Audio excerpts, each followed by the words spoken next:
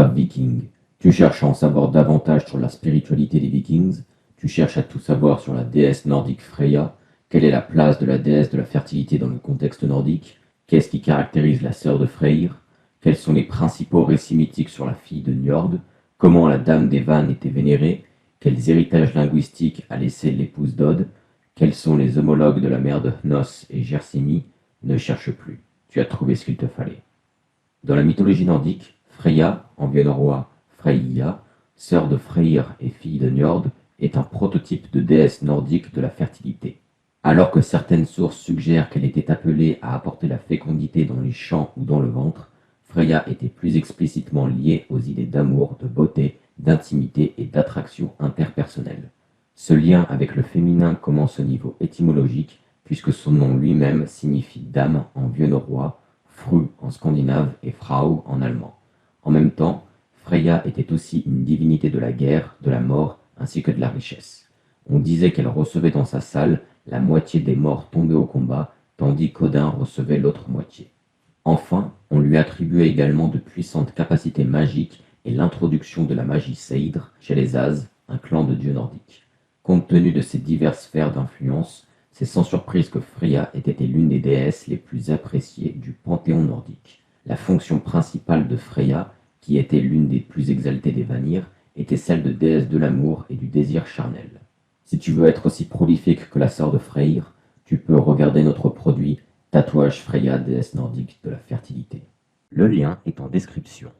Les caractéristiques les plus importantes de Freya, dont les facettes sont multiples, sont résumées dans le texte mythographique de Snorri Sturluson, le Gylfaginning. Njord à Noatun donna ensuite naissance à 2 enfants. Le fils se prénommait Freyr et la fille Freya. Ils étaient bien faits de visage et puissants. Freya est la plus notoire des déesses. Elle a dans le ciel la demeure appelée Folkvangr, signifiant champ du peuple ou champ de l'armée, et où qu'elle aille, elle accueille la moitié des défunts et Odin l'autre moitié. Sa salle Sesrumnir, signifiant siège spacieux, est grande et belle.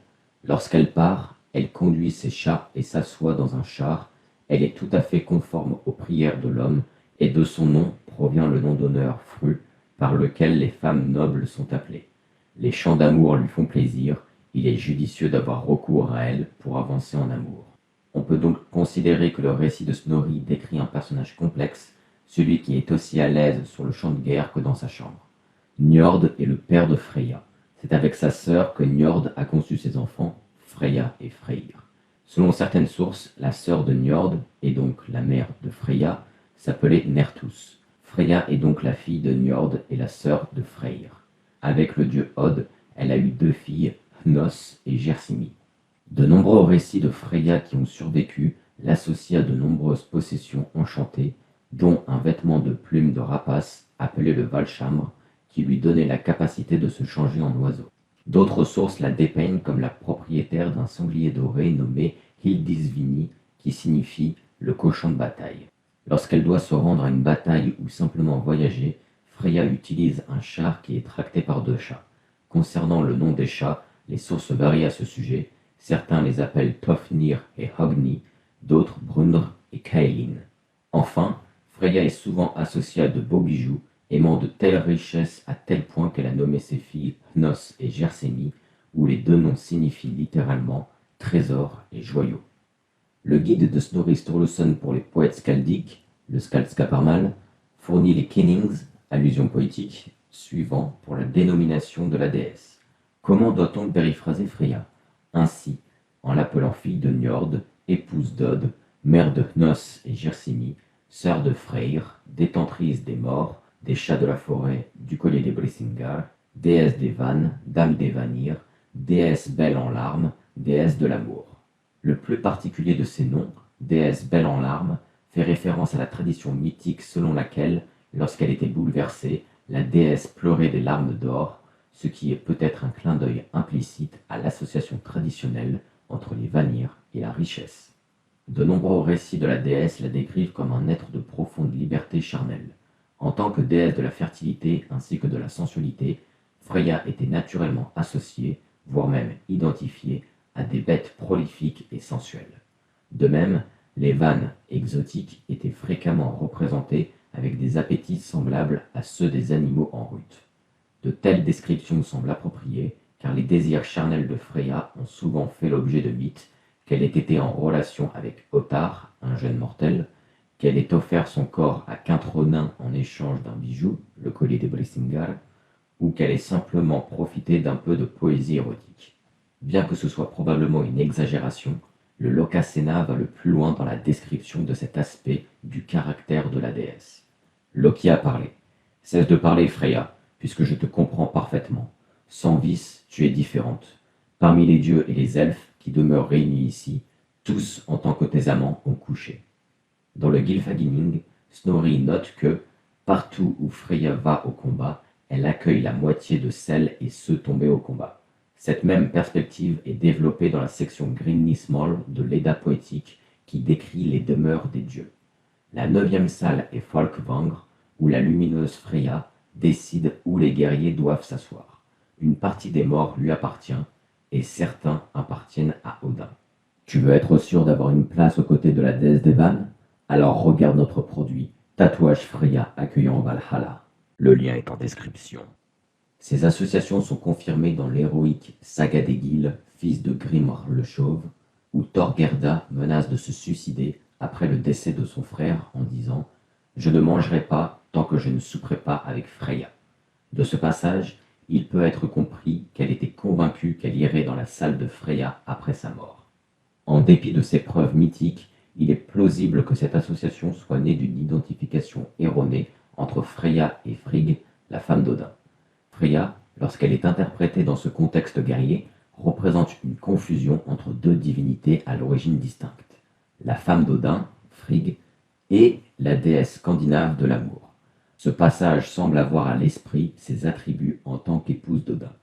Snorri a la même confusion, mais rien ne semble indiquer que la Freya qui était la sœur de Freyr devrait partager les morts avec Odin. Cependant, il n'est pas nécessaire d'écarter totalement la possibilité d'une déesse personnifiant d'un côté la fertilité et de l'autre le militarisme. L'un des aspects les plus importants de Freya est son affinité pour les arts magiques. Plus précisément, on lui attribue l'introduction de la tradition magique chamanique réputée sous l'appellation de Seidr chez les As. Comme le suggère la saga des Ynglingar, Freya, la fille de Njord, était la prêtresse des sacrifices et a d'abord enseigné l'art magique aux As tel qu'il était utilisé et à la mode chez les Vannes. Freya figure dans de nombreux récits du corpus nordique. L'un de ses rôles les plus fréquents est celui de cible de la convoitise des géants. Dans un cas, au début du passé mythique, un constructeur géant est apparu devant les As et a proposé de construire un mur autour de leur forteresse à Asgard. Sa rétribution, qui n'était payable qu'à la condition qu'il réussisse à construire le mur sans aide en un seul hiver, était qu'il recevrait le soleil, la lune et l'affection de Freya. Une situation similaire est observée dans le Trimskvida, Trimskvita en vieux norrois, de l'Edda poétique, où le géant Trimr en vieux norrois, se vante de ne pas rendre le marteau volé de Thor sans la promesse de la main de la ravissante déesse en mariage. J'ai caché le marteau de Lorhiti, un autre nom pour désigner Thor, à 13 km de profondeur dans les tréfonds sous la terre, et inversement, personne ne l'apportera, si Freya, je ne gagne pas, à être ma femme. Un récit qui donne un aperçu d'un tout autre aspect du caractère de la déesse dépeint son mariage avec Od, un voyageur qui retourne rarement chez lui pour rendre visite à sa femme malade du cœur.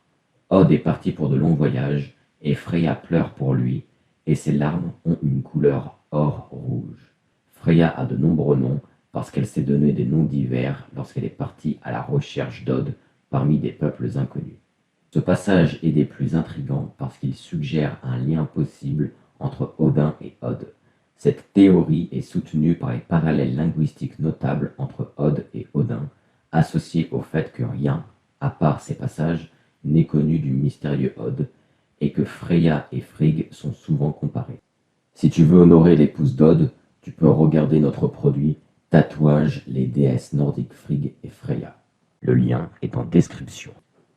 Tout au long de l'histoire de la région scandinave, Freya est restée l'une des déesses les plus populaires du panthéon nordique. Un indicateur de cette prévalence est la quantité de toponymes.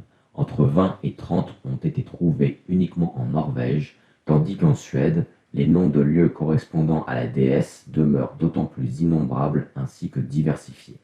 Par ailleurs, comme elle était assimilée aux arts magiques et à l'accouchement, il semble raisonnable de supposer que la célébration de son culte aurait également eu lieu à un niveau plus individualisé, c'est-à-dire moins institutionnalisé. Il est encore plus remarquable que les sources classiques, y compris l'Edda en prose de Snorri, reconnaissent que Freya possédait de nombreux noms. Freya a de nombreux noms parce qu'elle s'est donné des noms divers lorsqu'elle est partie à la recherche d'Od parmi des peuples inconnus. Elle s'appelle Mardol, Horn, Gefn, Syr. Une explication raisonnable de ce phénomène est que Freya a présenté un point de synchronisation pour les différentes déesses locales de la fertilité dans toute la région. De cette façon, la signification du nom de Freya, femme, devient plus compréhensible car il peut être considéré davantage comme un titre que comme un nom réel. De manière intrigante, d'autres preuves toponymiques peuvent également démontrer que des cultes dédiés aux différents noms de Freya ont également existé. Comme les Scandinaves ruraux sont restés dépendants des forces de la nature tout au long de l'histoire, il n'est guère choquant que les dieux de la fertilité soient restés une partie importante de la croyance populaire. Pour ces raisons, Freya a perpétué des composants de sa fonction de déesse de la fertilité, même dans la Suède rurale du XIXe siècle. Dans la province de Småland, on raconte comment elle a été associée à la foudre. Je me souviens d'un dimanche des années 1880, quand des hommes marchaient dans les champs en regardant le seigle qui était sur le point de mûrir.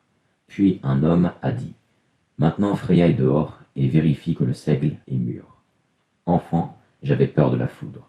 Quand la foudre s'est abattue durant le crépuscule, Katrina a dit « N'aie pas peur, petit enfant, c'est seulement Freya qui est dehors en train de faire du feu, afin de contrôler si le seigle est mature.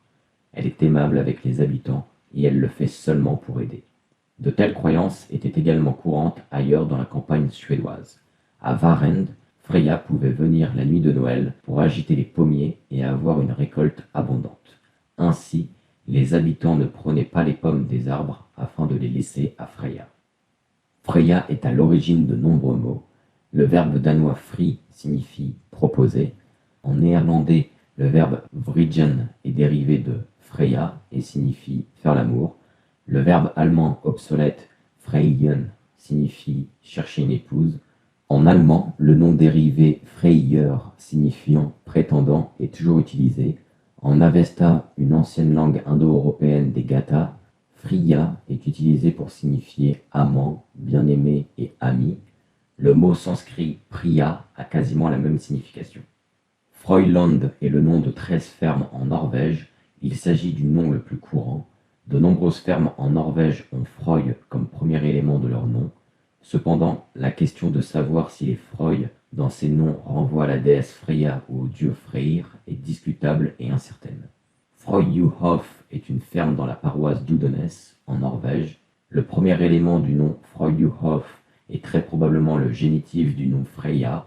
Le dernier élément est Hof, qui signifie temple, et une église a été bâtie sur la ferme au Moyen Âge, ce qui indique que l'endroit est un ancien lieu saint.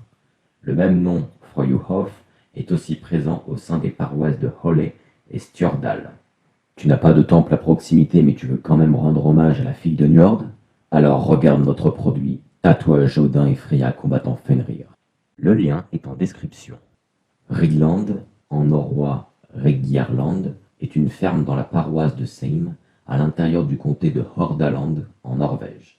Le premier élément est le génitif de Rigr, qui signifie dame, identique à la signification du nom Freya.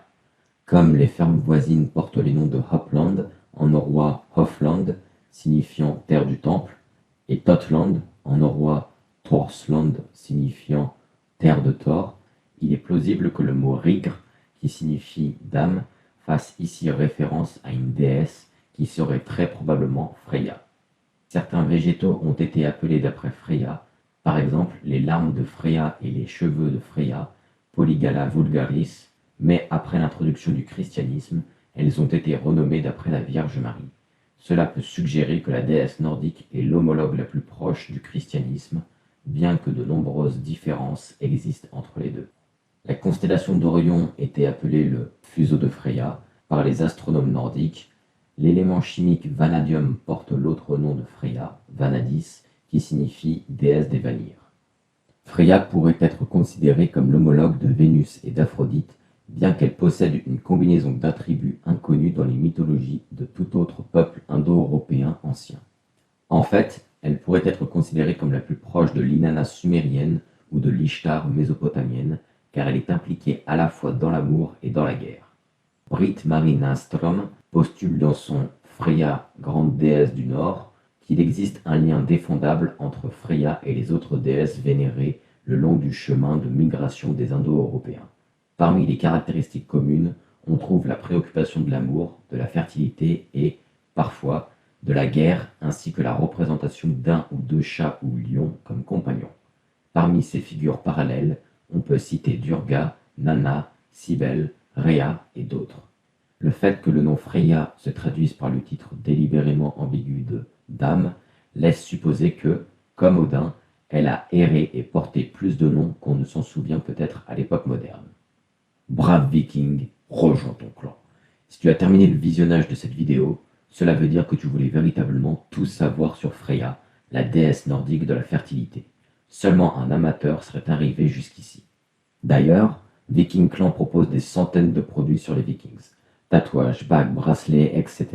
Tout un arsenal. Tu as aimé cette vidéo? N'hésite pas à nous donner ton avis dans les commentaires et à partager des récits sur les actions généreuses de la vénérable déesse Dame des Vanir. Ton chef de clan, Ragnar Lodbrok.